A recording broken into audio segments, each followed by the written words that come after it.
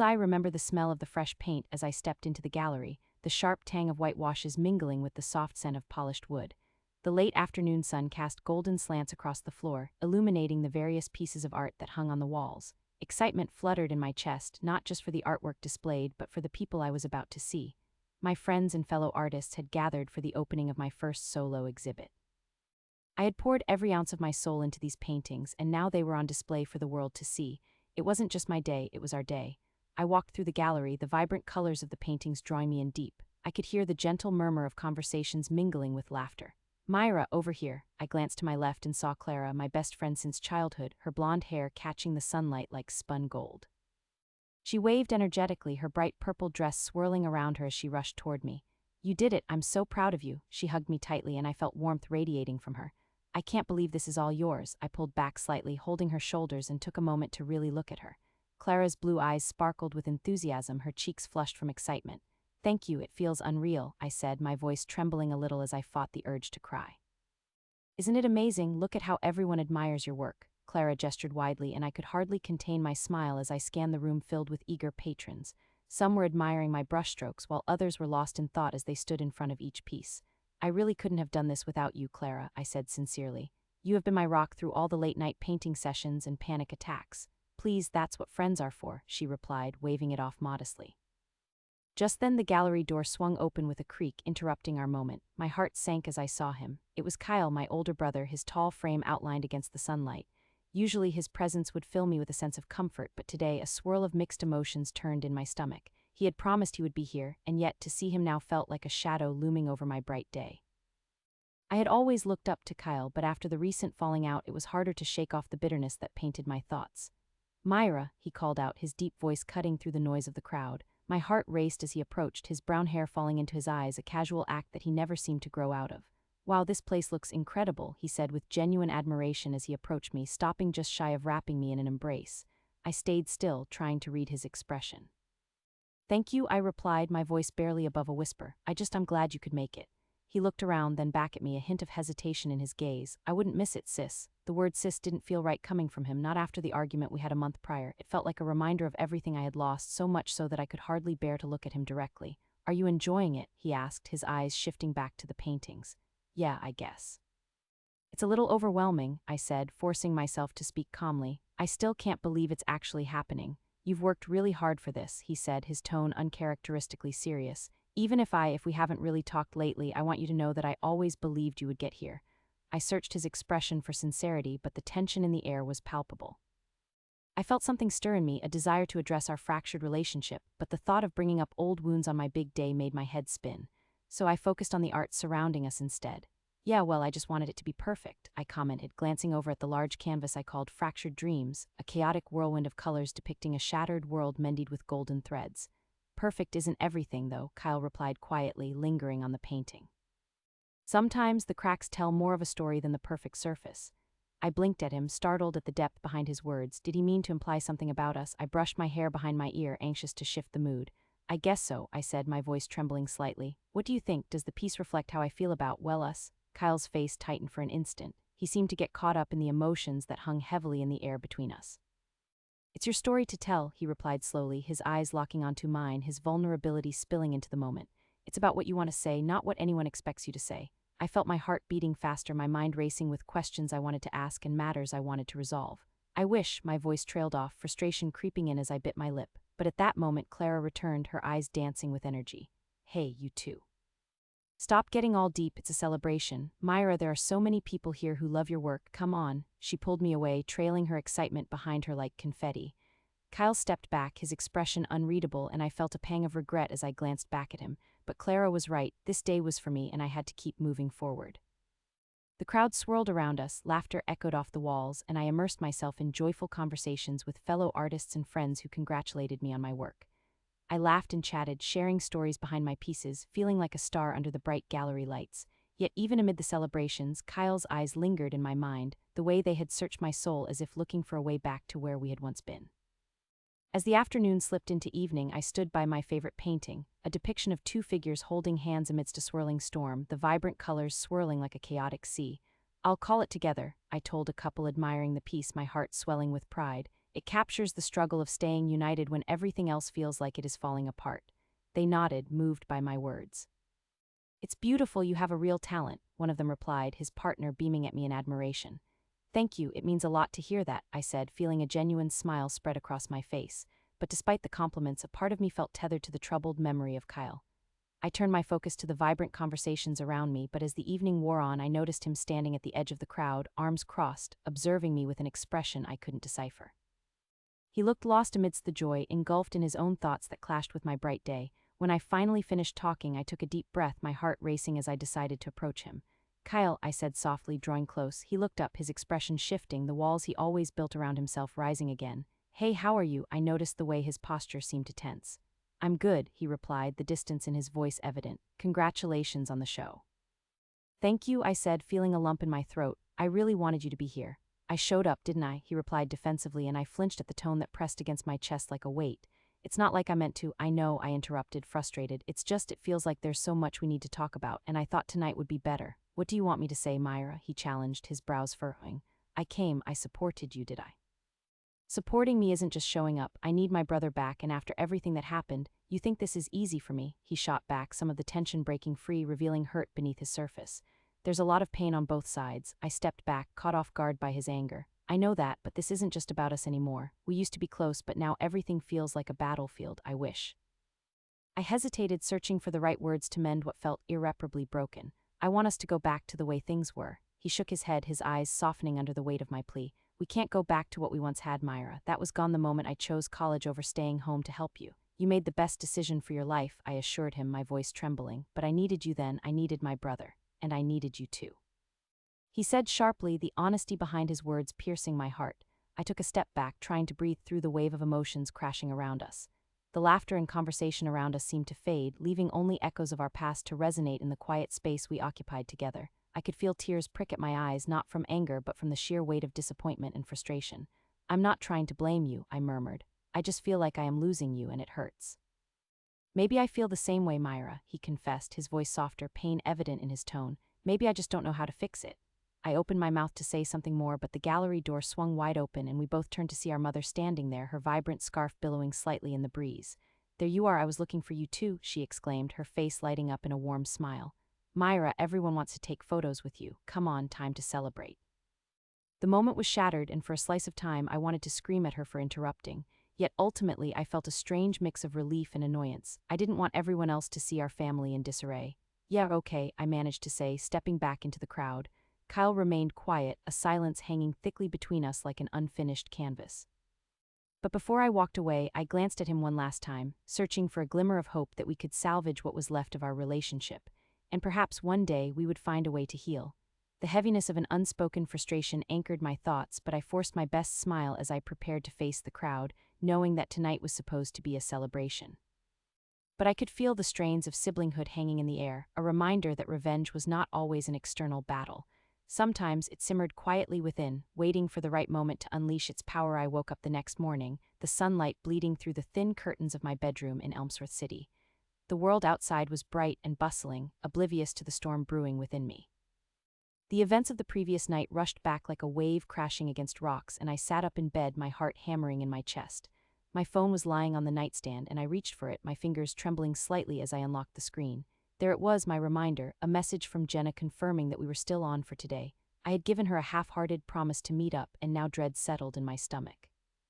I was going to see the girl who had betrayed me, the girl who had no idea how close she was to facing the consequences of her actions. As I slid out of bed, my bare feet found the cold floor, sending a small shiver up my spine. I had to focus, to decide how I was going to confront Jenna about taking everything from me. The betrayal felt like a disease festering inside, and I was determined to rid myself of it. I rummaged through my closet, searching for something that would help me gain the confidence I needed. After a few minutes, I settled on a black blouse and my favorite pair of ripped jeans. The outfit felt sharp, almost like armor. Once I was dressed, I stared at my reflection in the mirror. My hazel eyes looked fierce, and the determination on my face seemed foreign yet invigorating. "This is it, Myra," I whispered to my reflection, and for the first time in weeks, I finally felt like I was stepping into my own power. As I headed out, the city air smacked against my skin, cool and vibrant. Elmsworth City was alive, the sounds of cars honking, people chatting, and music blaring from the nearby corner cafe blended into a beautiful chaos. My heart raced as I reminded myself of my mission. I was tired of feeling powerless, tired of being the victim in my own life story. I could almost hear my heartbeat synchronizing with the rhythm of the city as I navigated the busy sidewalks. I reached our usual meeting spot, a quaint little coffee shop called Brew Haven, known for its cozy ambience and delicious pastries. As I entered, the smell of freshly brewed coffee filled my nostrils, a comforting aroma that clashed with the tension brewing inside me. The cafe was bustling with familiar faces, laughter, and the sound of milk steaming. It felt like a front row seat to the life I once had, filled with friends who stood by me. But now Jenna's face loomed large in my mind, overshadowing everything. I scanned the room and spotted her at our usual table. Jenna was sitting there, her long blonde hair cascading over her shoulders as she bobbed her head to the music playing softly in the background. She looked carefree, a stark contrast to the whirlwind of emotions that swirled in my chest. My heart thudded louder. She had no idea that I knew about everything, and as innocent as she looked, I had to remind myself of the betrayal that painted her in a different light. I forced my legs to move, each step feeling heavier than the last, like I was walking through molasses. I greeted the barista with a curt nod but barely registered what I ordered. My mind was swirling with different scenarios of how this meeting could go. What would I say? How would she react? I took a deep breath and steadied myself as I approached the table. "Hey Myra, you made it," Jenna chirped, her smile as bright as the sunlight streaming through the window. I couldn't help but feel a flicker of anger wash over me. "Yeah, I wouldn't miss it," I replied, forcing a polite smile on my face as I slid into the chair across from her. "How have you been?" "Oh, busy with school and work. Same old, same old. What about you?" "You look great, by the way," she said, her gaze flitting to the space on the table as she fiddled with her phone, unaware of the storm brewing behind my tight-lipped smile. "Thanks," I said, my voice flat. "I've been dealing with some stuff." Her eyes widened. "Oh no, what happened?" There it was, the perfect opening. Anger rushed through me, accompanied by a bitter taste in my mouth. I leaned forward, my hands resting on the table, fingers tapping rhythmically. I felt a surge of confidence as I looked into her eyes. "You know exactly what happened, Jenna," I said, my voice low but steady. "You took everything from me." Her expression shifted, her smile faltering as she searched my eyes for understanding. "Myra, I don't know what you mean. Please just tell me. Don't play dumb with me." "I saw you with Jason," I shot back, my voice sharper than I intended. "You knew I liked him and you went for him anyway." A flush crept up Jenna's cheeks and she folded her arms protectively against her chest. "I didn't think it was that serious. I thought you were just talking about him. You went on one date, Myra. It wasn't anything." I leaned back in my chair, shaking my head in disbelief. "One date, he was everything to me, but you just had to swoop in and steal him." "You're the worst kind of friend," I hissed, my heart racing as I let the words pour out, a cathartic release I had been holding onto for so long. "Come on, Myra, you know life is complicated. I didn't mean for it to happen. I thought you moved on," she pleaded, her voice wavering. "Moved on? You call the guy I had feelings for your boyfriend now moving on?" My mind was a battleground, and each word was a soldier marching into battle. I had spent sleepless nights replaying every moment, every conversation, and now I was fighting back. "Stop it, you need to listen to me," Jenna protested, her words cutting through the tension like a knife. "It was a mistake. I never wanted to hurt you. I thought you were okay with it." "No, you were. Don't even lie to me," I spat, my hands curling into fists on the table. "You only think of yourself." Jenna's mouth hung open, her eyes wide with surprise and hurt. "Why are you being like this?" "We were best friends. At least I was good enough to care about my friends," I replied, my bitterness spilling out like venom. "You obviously don't know what that means. You use people to boost your own self-esteem. You are self-serving." Her eyes turned glassy and I saw a flicker of hurt ripple across her features. "I made a mistake, okay? I wish I could take it back. Can't we just be friends again? Friends again, after everything? How do you think I should trust you?" I scoffed, disbelief pouring from my lips. "You took something precious to me and all you have to say is you're sorry. Mira, I understand how you feel, but you are overreacting. I never thought you'd take it this way. You have to believe me," she pleaded, her voice trembling as she leaned closer, willing me to see her side. I took a deep breath, allowing the anger to swirl and dissipate like steam. "Believe what, Jenna? That you are sorry, that this is all just a misunderstanding? You knew exactly what you were doing. I trusted you with everything and you threw it all away as if it meant nothing. You stabbed me in the back." Tears welled in her eyes, but I didn't care. I had cried enough for the both of us. "Myra, please," she whispered, a choked sob escaping her lips. "No, you listen to me," I said, taking a breath, my tone colder than I had intended. "I am done being the victim in this story. You might have ruined a part of my life, but you will not take my spirit. This isn't just hurt, Jenna, it's about respect. You will learn that there are consequences for your actions." The silence that stretched between us was suffocating. Her eyes searched mine, half hurt, half defensive. "What do you mean by that?" she asked, the tremor in her voice betraying her fear. I smiled, a predatory smile I didn't recognize. "It means you will pay for this and you will understand the depth of your betrayal. I am going to make sure you know your mistake." "Myra, you're scaring me," she replied, her voice barely a whisper, disbelief painted across her features as she leaned away. "Good, you should be scared," I said, "because this won't end here. You need to understand that I will not allow this to slide. You made your bed and now you will lie in it." With that, I stood up from the table. I could feel the weight of our conversation lingering between us, heavy and uncomfortable. I didn't look back as I walked away from her, but glancing over my shoulder, I saw her with tears streaming down her cheeks, and for a moment a small part of me felt a twinge of guilt. But guilt has no place in revenge. I needed to take control to arm myself with future plans, and for the first time in a long while I felt the fire of determination simmering deep within. I was done allowing myself to be walked over. I would orchestrate the reckoning, and it would be spectacular. As I stepped outside, the sun shining unapologetically, I took a deep breath, letting the cool air wash over me like a balm. The first phase of my plan had begun, and as I blended back into the crowd bustling through the heart of Elmsworth City, I felt a strange sense of liberation. The echoes of betrayal would linger, but I was ready to rise anew, a phoenix determined to reclaim my place in the world, armed with the idea that revenge was merely the beginning of my metamorphosis. The faint sound of rain on my window awoke me from a restless sleep. I blinked away the remnants of last night's dreams, the ones where I floated above Elmsworth City, unburdened and free, far removed from the heavy chains of despair that grasped at my heart each waking moment. I could still feel the weight of the betrayal, the injustice Miguel had inflicted on me creeping back into my mind like a thick fog that refused to lift. As the scent of damp earth and petrichor drifted into my room, I sat up and glanced at the clock on my bedside table. It was just past 7 a.m. Time to get moving, Myra, I whispered to myself. Today was the day when my plan would finally unfold, and there was no room for hesitation. I needed to be strong. Out of habit, I pulled open the curtain and gazed out at the streets below, where a few early risers darted to their cars or dashed between awnings to avoid the rain. The clouds loomed low, pressing down on Elmsworth City like an unwelcome blanket. I shut my eyes for just a moment, letting the coolness of the air settle into my skin as I focused on calming my racing heartbeat. This was it. I took a deep breath, tasted the bitterness of my past, and pulled myself away from the window. The familiar routine of getting ready invaded my mind like a soothing balm. I recited the steps, all too familiar: brush my teeth, wash my face, and choose an outfit that gave me confidence. As I stood in front of my closet, I couldn't help but recall that night, the night Miguel had played with my heart and left me in shambles. I could still hear the laughter of those supposed friends echoing through my mind, taunting me. Maybe a little black dress will show him I am unbreakable, I told myself. I selected a fitted black dress, its hem just brushing the tops of my thighs, paired it with a delicate silver belt that caught the light. I could almost feel the energy shifting, pulling me toward the night ahead. While I applied my makeup with steady hands, I reminded myself that I wasn't the scared girl I used to be. The lipstick I chose, a bold crimson, was a statement. It was a defiance wrapped in gloss, a declaration that I had transformed from the sweet, innocent Myra Collins everyone thought they knew. Today they would see the resilient version of me. Get a grip, Myra, I muttered as I smoothed out my hair, letting it cascade over my shoulders. You deserve this, you've waited long enough.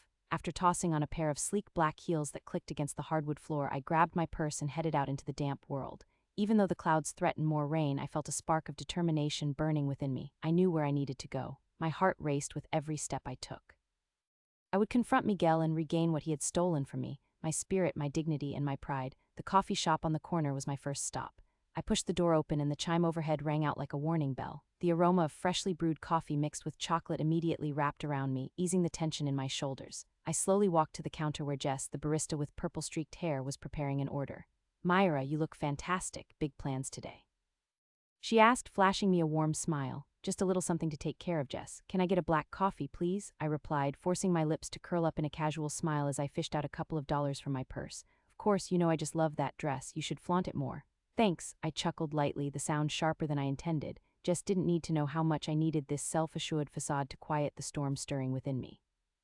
After handing over my cash, I accepted my coffee and made my way to the back corner table, my mind buzzing with the steps I would take to set my plan into motion. As I took a sip of the steaming coffee, a shiver of anxiety mixed with adrenaline ran through me. I grabbed my phone and scrolled through my contacts until I found the name I needed. I hesitated for a second, staring at the screen as memories flooded back. Come on, Myra, you can do this, I told myself. With a deep breath, I tapped the call button and lifted the phone to my ear. It rang twice before she picked up. Mira, I was just thinking about you. What's up? Mia's voice burst through the line, warm and familiar. Mia, I need your help, I replied, biting my lip. It's about Miguel. I'm going to confront him today and I could really use some backup. Are you serious? You are finally going to face him? I mean, that's great, but how can I help? I can't do this alone. I need someone to be there for me, someone to back me up. We both know how he can manipulate people, I said, gripping my coffee cup tightly, feeling the heat seep into my skin. Count me in, Myra. Just tell me where and when, she said enthusiastically. Perfect. Let's meet at the bar, the Enchanted Barrel, at 6. You know Miguel likes to hang out there. I just need to feel a little more powerful when I see him. Absolutely, I will be there. Just stay strong, okay? He doesn't get to have that kind of hold over you anymore. Her supportive tone wrapped around me like a warm hug. I will, Mia, I promise, I said softly before ending the call. The reality of my plan surged through me once more like a gust of wind. I took several deep breaths as I fought against the whirlwind of conflicted feelings. A mixture of anxiety and excitement kept me on edge. The hours trickled by as I went through the motions of my day. I pushed through my classes, nodding along as my professors spoke, but my mind was fixated on the confrontation ahead. Thoughts of what would transpire turned over in my mind, the tension, the challenge, the urgent need for justice. I imagined vividly approaching Miguel and seeing his smug face turn to shock as I told him he could no longer control my emotions. Eventually, evening crept in, the sky transitioning to a deep indigo as I stood in front of the enchanted barrel. The glow of neon lights painted shadows across the sidewalk as music spilled out into the night air. I stared at the entrance, my heart pounding like a drum in my chest. Time to get this over with, I murmured to myself. My pulse quickened not from fear but from the anticipation of reclaiming my life. As I pushed through the doors, the warm energy enveloped me like a blanket, and I immediately spotted Mia near the bar. She waved excitedly, her blonde hair bouncing against her shoulders. I had not seen her in a while, but it comfortably felt like old times, ones before Miguel had turned my world upside down. Mira, you look stunning. Are you ready for this? Mia asked, practically glowing with enthusiasm. I think so, I said, swallowing past the lump in my throat. I just need to stay focused. We made our way to a table in the corner where we could keep an eye on the whole bar. I could feel goosebumps crawling up my arms as I scanned the crowd. Laughter erupted like bubbles rising in champagne, but I paid little attention to the joyful faces surrounding us. My focus was solely on the moment Miguel would walk through those doors. Do you want me to order something for you? Mia asked, her voice breaking through my thoughts. Just a minute, let me get my head straight, I murmured. Sure, but don't overthink. Remember, you're stronger than him. She gave me an encouraging smile before leaving to the bar. I turned my gaze back to the entrance, willing Miguel to show up so I could get this over with. About 20 minutes passed, and I felt the tension in my body reach its breaking point as I tapped my foot against the floor. I knew he would arrive. It was almost clockwork. Miguel loved this bar. It was his domain, where he could unleash his charisma to charm anyone around him. Finally, the door swung open and the familiar figure walked in, his hands stuffed casually into his pockets, a cocky grin already plastered on his face. Instinctively, I took a deep breath and felt my pulse quicken. He had always held a magnetic pull on people, however, tonight I refused to be swayed by his charm. I was here for justice, and the past would no longer hold power over me. Mira, there you are, he called, spotting me across the dimly lit room. A wave of my stomach churned. I hated how easy it was for him to make my heart skip a beat even after everything he had done. Right here, Miguel, I replied, masking my anxiety with a practiced chill. Glancing briefly at Mia, who was leaning against the bar, I raised my chin a fraction higher, gathering every ounce of courage I possessed. Oh my gosh, you look amazing. What have you been up to? He approached with that same confident swagger, his hands unfurling as if to draw me closer. Just living my life, I said, the words dripping with icy indifference. What about you, still charming your way around town? There was a flicker of confusion in his eyes as he tried to gauge my demeanor. You still have that fire, I like that, he said with a laugh, but I could sense the tension underlying his tone as if he were trying to placate me. I peered into those once mesmerizing brown eyes now clouded with deception. Look, Miguel, we need to have an honest conversation. This isn't about charm or flattery, this is about how you hurt me. He immediately adopted a defensive posture, crossing his arms over his chest. Hurt you, Myra, I didn't mean to. I cut him off before his words could spiral into a comforting lie. You did mean to. You think that I have forgotten how you humiliated me, how you lied and betrayed me. The smile fell off his face, replaced by a look of frustration. Come on, you can't hold that against me forever. We were young. It happened. That is where you are wrong, I said firmly, feeling the adrenaline coursing through me. You don't get to minimize the pain you caused just because you think we were young. My voice rose slightly, attracting sidelong glances from nearby tables, but I didn't care. I was determined now more than ever. He stepped closer, lowering his voice. Let's just talk about this like adults. What do you want? I want you to understand that your actions have consequences. I want you to know how deeply you affected me, and I want to ensure that you never do this to anyone else again. His eyes narrowed and he took a step back, a flicker of annoyance flashing across his features. You think you can just waltz in here looking great and act like you have the moral high ground? What do you think this will accomplish? Maybe it's about reclaiming my power, I said, my voice firm and unwavering. Maybe it's about letting you know that I won't be a victim any longer. You can't control me. Mia chose that moment to return, sliding a drink in front of me, her expression filled with fierce support. Need me to step in, or are you good? She asked quietly. I nodded, feeling a surge of confidence wash over me, bolstered by her presence. I'm good, I replied, turning my gaze back to Miguel. I won't forget this, he snapped, frustration evident in his voice. Then don't. Just remember, Miguel, you have your paths to walk while I have mine. I'm stronger without you. Because you see, I know my worth now. You won't ever have the chance to hurt me again, I said, steel threading through my words. With that, I finished my drink and stood tall, determination coursing through my veins. As I turned to leave, I could feel his eyes burning into my back, the weight of his anger again proving that I had struck a nerve. I walked over to Mia, my heart racing, adrenaline surging through every inch of me like a wildfire. "Are you okay?" she asked, her eyes wide with concern and excitement. "I am better than okay," I replied, a grin stretching across my face. "I feel alive." In that moment, I realized that I had crossed a threshold. No longer was I shackled by his memories and the pain of the past. I was free, and I intended to keep it that way. The night outside was calling, and with each step I took out of the enchanted barrel, I felt stronger, more liberated, as if the clouds were fading away and the stars were beginning to shine. "Myra, wait, I mean it." Miguel's voice reached out to me, but it was just noise now. I turned my back to him, ready to embrace my new future, leaving behind the depths of despair and stepping into the light of my own life. I could still feel my heart pounding, but it was no longer a reminder of fear, it was a declaration of power. As I walked away, I realized this was just the beginning of my journey, a journey where I would reclaim not only my story, but also my peace. I stood beneath the flickering streetlight outside the old Elmsworth diner, my breath forming small clouds in the cold night air. It was funny how the place seemed so familiar yet completely foreign at the same time. The last time I had sat in one of those cracked vinyl booths, the scent of greasy fries and the sound of laughter filled the air. Now it felt like a graveyard of memories, haunted by the echo of cheerful conversations that had stopped the moment I decided to expose Thomas and his twisted games. I could feel the weight of my own choices pressing down on my shoulders, making it hard to breathe. I was here to confront Ava, the last piece of this revenge puzzle. I could see her silhouette moving through the diner's window, chatting away unmindfully. My heart thumped unevenly in my chest. This was the moment I had been waiting for, where all my planning led me. Would she understand? Would she take my side? Or was I about to lose another friend? As I pushed open the door, the bell jingled above me and the warm air enveloped me like a hug. The diner felt alive, filled with the chatter of late-night patrons and the clatter of plates. I scanned the room, my heart racing with anticipation. There she was, leaning back in her seat, her unruly curls bouncing as she laughed at something the guy across the table said. I swallowed hard, reminding myself of what was at stake. I had come too far to turn back now. "Myra," Ava's voice rang out, slicing through my hesitation. She waved me over, her eyes sparkling in the harsh overhead lights. "Come join us, we were just talking about that new band downtown." I forced a smile that didn't quite reach my eyes.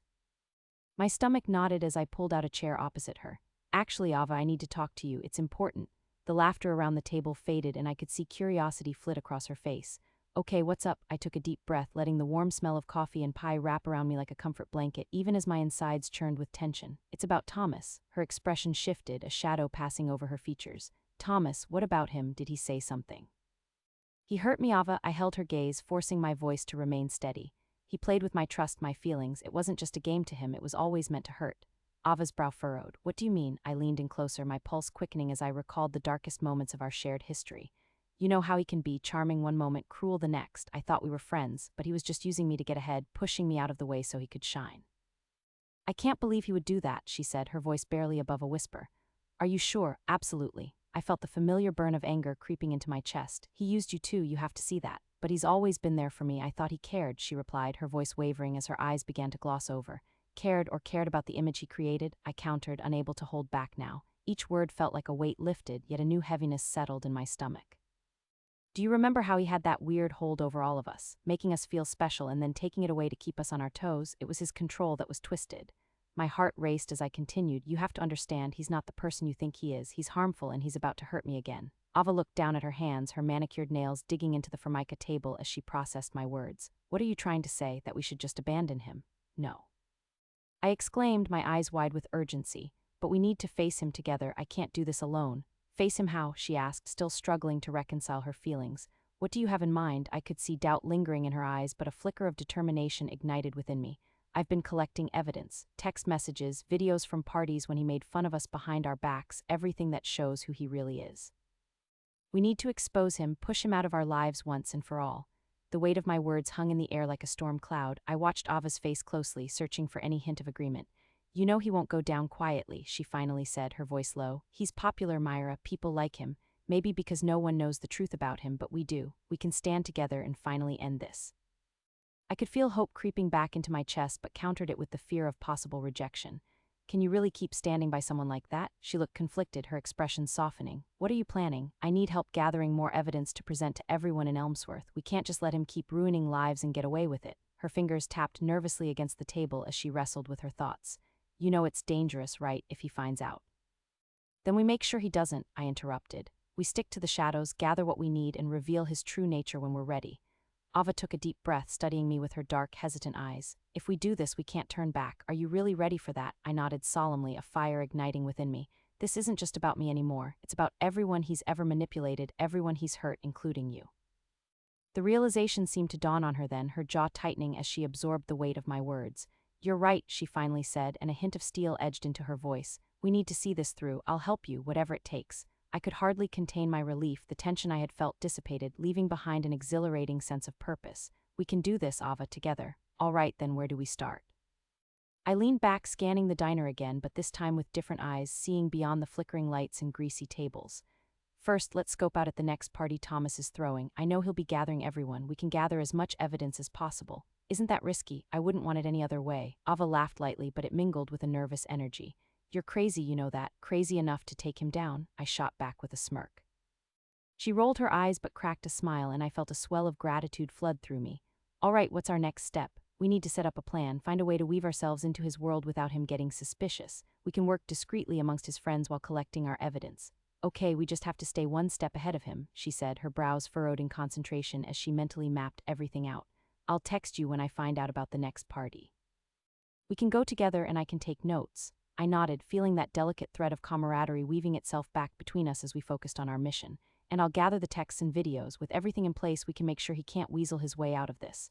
Ava's face lit up with the hint of vengeance, and I recognized the fire I had seen in my own eyes reflected in hers. Let's do this, let's take him down. Together, I reiterated, sealing our pact. Suddenly, the door swung open and the cold breeze cut through the cozy atmosphere. I turned instinctively as Thomas strode into the diner, a cocky smile plastered across his face. My heart dropped into my stomach. This was the last person I wanted to see right now. Myra, Ava, he shouted, his voice as smooth as silk, and I could feel the crowd's attention shift toward us as he strolled over. What's going on? You ladies plotting something without me? Locked eyes with Ava, the former joy draining away as I struggled to maintain my composure. Just catching up, I managed to reply, my throat dry. He raised one eyebrow, looking between the two of us, clearly sensing the tension. Seems like more than just catching up, don't you think? What's in the works? A little girl talk? No, Ava said, her tone trying to maintain a casual feel that was now obviously forced. Just discussing plans for the weekend. Weekend plans, he repeated mockingly. Boring. Come on, I'm throwing a party at my place and you two are both invited. It's going to be legendary. Against my will, a rush of anger surged inside me. He had turned my life upside down, and now here he was inviting me as if nothing ever happened. No thanks, Thomas, I think I'll pass, I replied coldly, my heart racing as I steeled myself against his charm. Dude, don't be like that, he grinned, leaning in closer, a predator sizing up his prey. You don't want to miss out on all the fun. His breath washed over me, the sickening sweetness mingling with the bitter reality of who he really was. I said no. The words slipped out sharper than I intended, the defiance surprising even myself. Well, if you change your mind, you know where to find me. He shrugged nonchalantly, but I could see the slight twitch in his eyebrows, a crack in his usual confident demeanor. With one last smirk that felt like a threat, he turned and sauntered back across the diner, his presence still lingering in the air like a ghost. What are we going to do? Ava murmured, watching him leave. Now we're definitely going to crash that party. My voice trembled with renewed determination. We can't let him think we are intimidated. Ava took one last glance in the direction Thomas had gone and nodded. You're right, he has no idea what's about to hit him. As we plotted our next steps, I couldn't help but feel this rush of excitement mixed with dread. The storm was coming, and I didn't know if I was ready. But as long as I had Ava by my side, I thought maybe, just maybe, we could face the storm together.